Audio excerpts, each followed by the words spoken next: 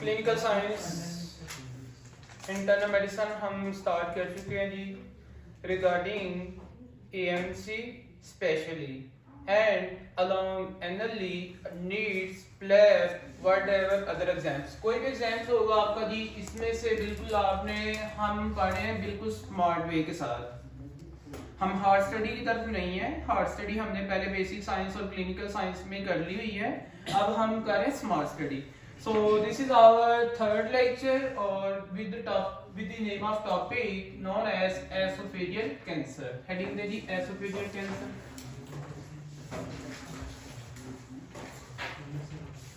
Esophageal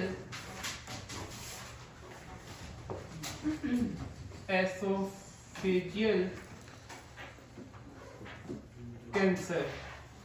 अच्छा, अब oesophageal cancer एक ऐसा टॉपिक है जिसमें से examiner allow to ask question in exam. याद रखिएगा, वो हमने ये सोचना है कि इसमें से क्वेश्चन आपके पास कैसे कैसे आ सकता है। सबसे पहले लिखे क्लिनिकल फीचर कि भाई आपके पास एक पेशेंट कैसे प्रेजेंट करेगा ओपीडी के अंदर। तो क्लिनिकल फीचर या फिर clinical presentation, C/P stand for clinical presentation. यार रखिएगा, मैंने एक बात बताई थी आप लोगों को recall from the yesterday lecture. अगर आप लोग डिस्कस करें उसको, तो डिस्फेजिया की मैंने बात की थी। डिस्फेजिया, अब डिस्फेजिया मैंने कहा था कि स्वेलिंग, हाँ जी, डिफिकल्टी इन स्वेलिंग। तो मैंने कहा था इसके दो डिफरेंशियल डायग्नोज हैं। अब उन डिफरेंशियल डायग्नोज में एक मैंने कहा था जी कैंसर है, और दूसरा मैंने आपको लिखवाया था स्ट्रक्चर के बारे में। हाँ जी, स्ट्रक्चर के अंदर आपके पास हो सकता है डिस्फेजिया मेनली, और आपके पास कैंसर की सिचुएशन में हो सकता है। अब यहाँ पे आप लोग लिखेंगे प्रोग्रेसिव। वर्ड क्या है? Progressive. Very important for exam point of view, क्योंकि ये आपको वर्ड डिफरेंशिएट करेगा फ्रॉम एक्लेजिया, हाँ जी, विद एसोफेजियल कैंसर। तो लिखें प्रोग्रेसिव। प्रोग्रेसिव, प्रोग्रेसिव का मतलब क्या है? आहिस्ता आहिस्ता, मतलब कि ये प्रोग्रेस करे इवेंचुअली, ठीक है। Progressive dysphasia for solid, progressive dysphasia, dysphasia for solid, for solid, ठीक है जी, food.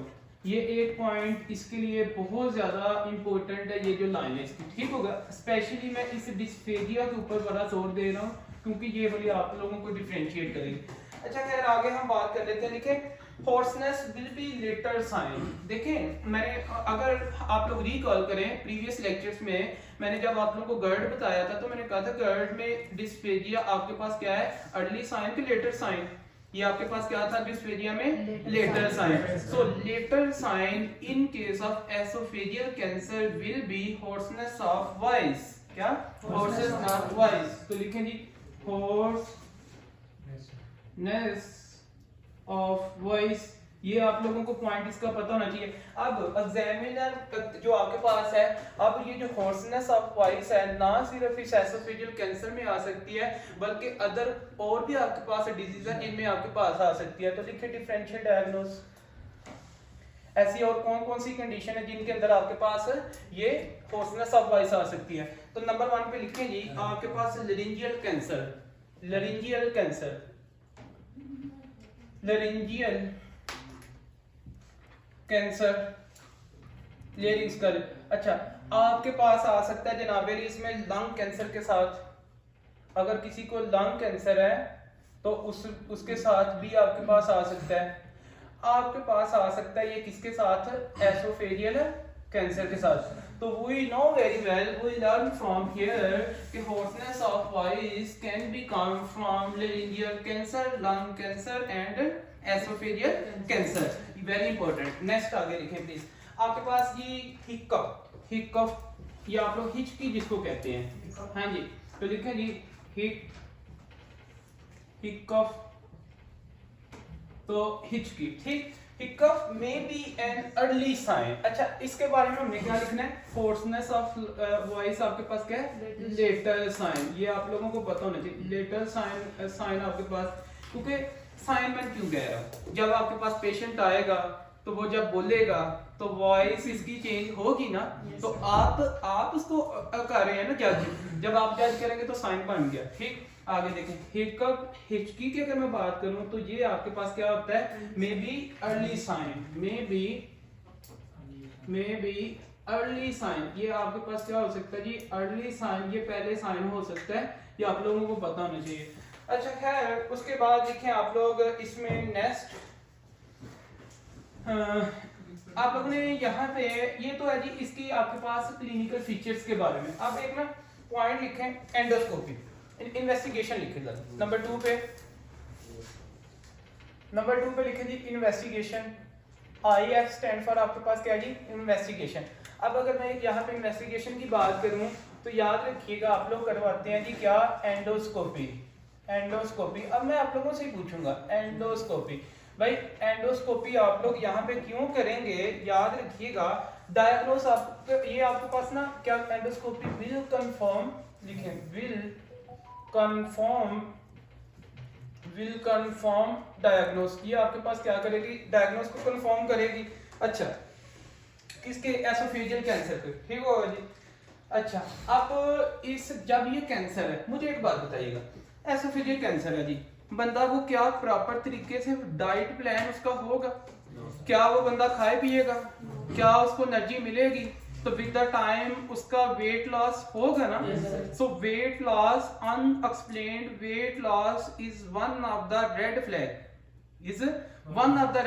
and we know very well from the previous lectures about red flags. Red flags are approximately आपके पास 6 to 7 है, लेकिन mostly लोग इसको 4 to 5 याद रखते हैं। कौन कौन से, एज आपके पास होगी मोर देन 55, मतलब 55 या 50 आप कह सकते हैं, अनएक्सप्लेन्ड वेट लॉस की बात कर सकते हैं, किसी को कोई कैंसर है उसकी बात कर सकते हैं, ये सारे के सारे रेड फ्लैग्स हैं। जब भी किसी सिंगल पर्सन में रेड फ्लैग आपको मिल गया तो वहां पे investigation of choice will be endoscopy.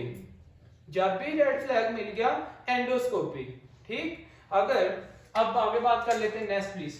अच्छा, आपको रेड फ्लैग मिलेगा और रेड फ्लैग आप लोगों को यहाँ पे क्या मिल सकता है जी, oesophageal cancer is one of the red flag, एक तरह से, ठीक है जी। तो ये आप लोग, और यहाँ पे इस बंदे को वेट लॉस भी तो हो सकता है ना फीचर्स में, भाई मैं लिख सकता हूँ यहाँ पे वेट लॉस, तो आप लोग भाई लिख लें यहाँ पे वेट लॉस, लेकिन एग्जाम के अंदर आपको ये बंदा दे भी सकता है और एग्जामिनर नहीं भी दे सकता।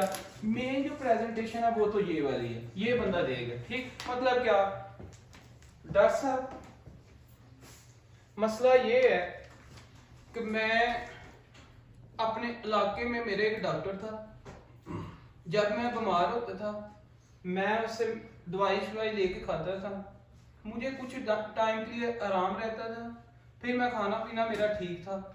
लेकिन डॉक्टर साहब अब मसला ये है, मैं यहाँ पे मैंने सॉलिड लिखा था ना, डिस्पेरिया फॉर सॉलिड, हाँ। अच्छा डॉक्टर साहब मसला ये है, अब तो मेरे से रोटी भी नहीं खाई जाती। क्या रोटी आपके पास एक जो आप बोले जो बनता है एक तरह से सॉलिड ही है ना, लिक्विड तो नहीं है ये। डॉक्टर साहब अब तो रोटी भी नहीं खाई जा रही, ठीक हो गया।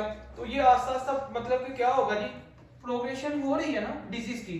तो जब ये कंप्लेन लेके आप जरूर सोचे, आप सोचेंगे यार कहीं इस बंदे को एसोफेजियल को स्ट्रक्चर तो नहीं है, आप इस बंदे को यार कहीं एक्लेजिया की हिस्ट्री तो नहीं आ गई, लेकिन उसमें तो फीचर और भी होंगे ना, ठीक। अच्छा, या कहीं इस बंदे में कोई गर्ड का मसला तो नहीं है, लेकिन गर्ड वाले बंदे में तो आप कभी भी नहीं ये सोच सकते, ठीक होगा जी। ये सारी की सारी, फिर आप क्या करेंगे, इन्वेस्टिगेशन आप मजीद करेंगे।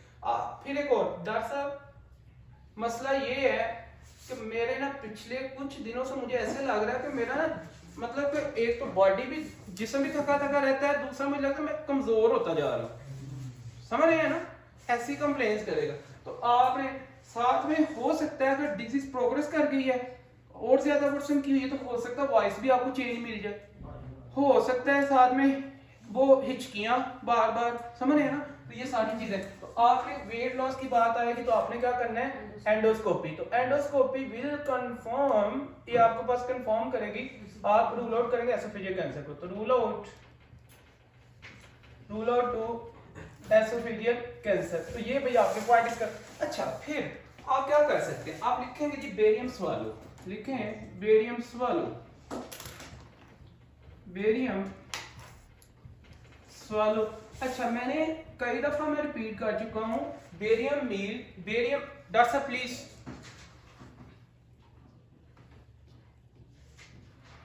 मैं कह चुका हूं barium swallow, barium meal, barium enema.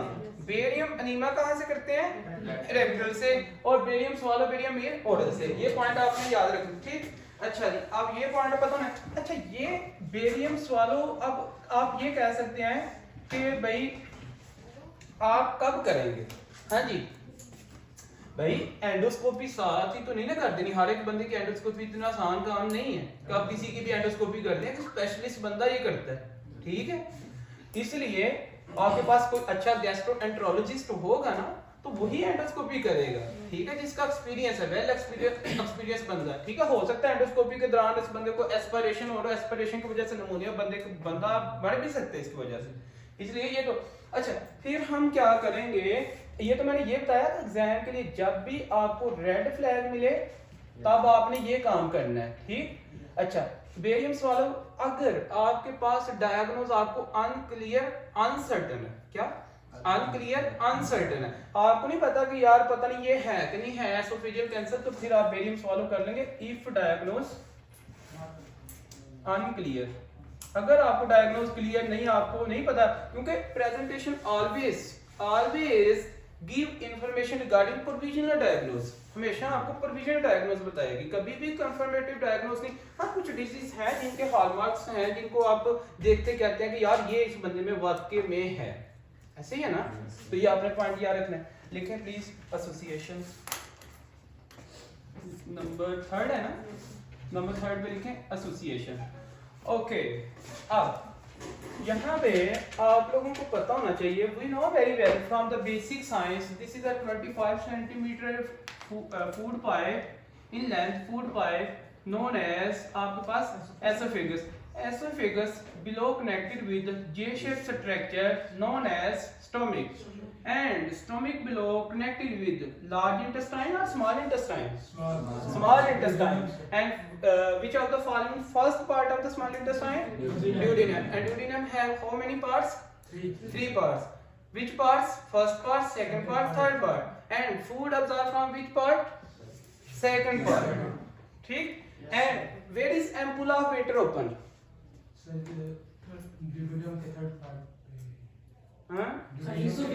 Second part पे, ड्यूडेनम के सेकंड पार्ट पे, ठीक है। ये जीआईडी आपकी चेक हो रही है, आपने क्या बेसिक साइंस और इंटरनल मेडिसिन में ये पढ़ी हुई है चीजें, ठीक, ये आपने पॉइंट। ओके, जी अच्छा, यहाँ भी आपके पास क्या जी एलईएस है, ये आप लोगों को पॉइंट पता होना चाहिए। अब हम क्या करते हैं, आपके पास ये जो एसोफेगस है, इसको जनाबली डिवाइड किया जाता है, आपके पास अपर 2/3 और लोअर 1/3, बस आपने रिकॉल करना है। यहाँ से आता है जी एमसीक्यूज 100%, क्लियरली मैं आपको बता रहा हूँ कि यहाँ से एक एमसीक्यूज आपके पास आता है, ठीक है। तो लिखें जी एसोसिएशंस, एसोसिएशंस। अब अगर मैं एसोसिएशंस की बात करूं तो भाई क्या हो सकता है, एसोसिएशन का मतलब क्या होता है, अक्सर वो कहते हैं ना क्लिनिकल केस के अंदर कि भाई इस पेशेंट को पहले ये मसला था लेकिन अब ये मसला बना है। अब एसोसिएशन का मतलब ये है कि एसोफेजियल कैंसर से पहले क्या मसला हो सकता है इस बंदे को, नहीं मेरी बात समझे, मतलब पहले कौन सी डिजीज की हिस्ट्री, भाई हो सकता है वो पहले बताया इस बंदे को ना गर्ड हुआ था, फिर गर्ड के बाद इसको बैरेट एसोफेगस हुआ, बैरेट एसोफेगस के बाद इसको एसोफेजियल कैंसर हुआ। बात अंडरस्टैंड की है? तो लिखें प्लीज यहाँ पे गर्ड, नहीं समझ आए? ओके, तो लिखें जी यहाँ पे गर्ड, गर्ड लिखें, फिर आप लोग क्या लिखेंगे यहाँ पे बैरेट एसोफेगस, बैरेट एसोफेगस।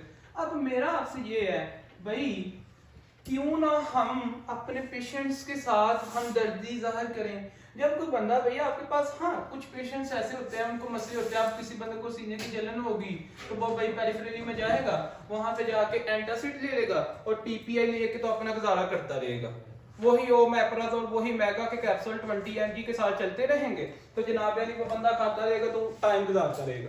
उसने नहीं सोचा कि यार मैं क्यों ना इसको जाके डायग्नोस करवा लूं, क्योंकि गट के अंदर बार बार जब एसिड रिफ्लेक्स हो रहा है तो यार एपिथेलियम चेंज होती जा रही है, टाइम गुजार रहा है वो बंदा, लेकिन ये हमने नहीं। और ये किनके ऊपर डिपेंड करता है, हमारे ऊपर, हम कितनी अच्छी काउंसलिंग करते हैं। अच्छा डॉक्टर हमेशा वो है जो अपने पेशेंट की अच्छी काउंसलिंग करे। अच्छा डॉक्टर वो है जिसके बोलने से उसके पेशेंट वैसे ही अपने आप को इत्मीनान में ले आए कि हाँ यार अब तो मसला नहीं है, अब तो डॉक्टर साहब ने कह दिया है, अब ठीक हो जाएंगे। अच्छा डॉक्टर वो है। So one day will be come इंशाल्लाह, बट अगर आप लोग डिजर्व करेंगे, ठीक। अच्छा जी, GERD और Barrett esophagus। अब Barrett esophagus is one of the pre-malignant condition।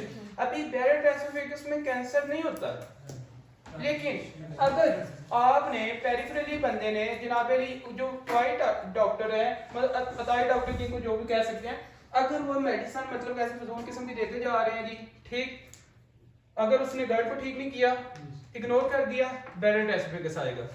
या Barrett esophagus को फिर भी उसने कंट्रोल नहीं किया, फिर भी यहाँ पे आके एक्सरे वगैरह कोई अपना मतलब इन्वेस्टिगेशन नहीं करवाई, फिर क्या होगा, प्री मैलिग्नेंट से कैंसर, सीधे कैंसर जाएगा।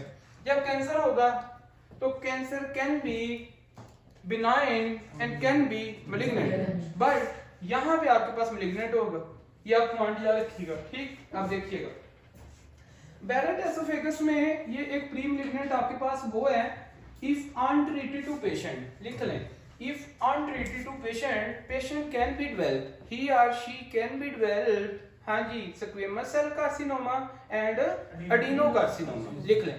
if further untreated to patient, then he or she can be developed, क्या कर सकती है ये, squamous cell carcinoma। In worldwide 95% more common is squamous cell carcinoma, and in Australia is common adenocarcinoma। ठीक, common question. आप क्यों नहीं लिख रहे प्लीज? आपने उधर भी एक्सक्यूज बनाया, आपने यहाँ पे भी एक्सक्यूज बना लिया। कहाँ कर लेंगे? क्यों? आज नहीं तो वो अकेले डॉक्टर बन जाता, आप क्यों बन रहे? वही कर लेता सारा कुछ। कर लेंगे फिर आप एक ही पेट कर रहे हैं वर्ड प्लीज। आप फिर ओके, Barrett esophagus। अब यहाँ पे लिखें दो MCQs प्लीज, एग्जाम का क्वेश्चन लिखने प्लीज, दो क्वेश्चन, ये कोई बंदा मिस ना करे प्लीज, दो क्वेश्चंस देखें। ऑस्ट्रेलिया के अंदर AMC most common oesophageal cancer in Australia, most common oesophageal cancer in Australia. Australia के अंदर जी कौन सा कॉमन है, इसकी हमने बात करनी है। एक MCQ, ये तो आप मेरे ख्याल है आप मुझे बता देंगे। तो most common cancer in world wide 95 books लिखती हैं, 95% बुक्स कितने परसेंट लिखती हैं, 95%। तो वो आपके पास है SCC और यहाँ पे adeno carcinoma word use for the malignant cancer, ठीक है। ये आपको पॉइंट इसका याद रखना है। अच्छा जी, अब उसके बाद ये हो गया इसके रिलेटेड। अब हम लिखेंगे नेक्स्ट अबाउट ट्रीटमेंट। ये जस्ट MCQs की मैं बात कर रहा हूँ, ये है जी स्मार्ट स्टडी का वे, ये हार्ड स्टडी का वे नहीं है। अगर मैं हार्ड स्टडी पे जाऊँ तो इसकी मैं पैथोफिजियोलॉजी पे बढ़ा जा सकता हूँ, तो भाई यहाँ पे columnar epithelium change with the squamous epithelium, metaplasia होता है, what is meant by metaplasia, ये सारी पैथोफिजियोलॉजी है। हमने उधर नहीं जाना, हम तो यहाँ पे इस टाइम स्मार्ट वे से चल रहे हैं, स्मार्ट वे हम एग्जाम में चल रहे हैं। अच्छा खैर आगे बात करते हैं, लिखेंगी बंद करें।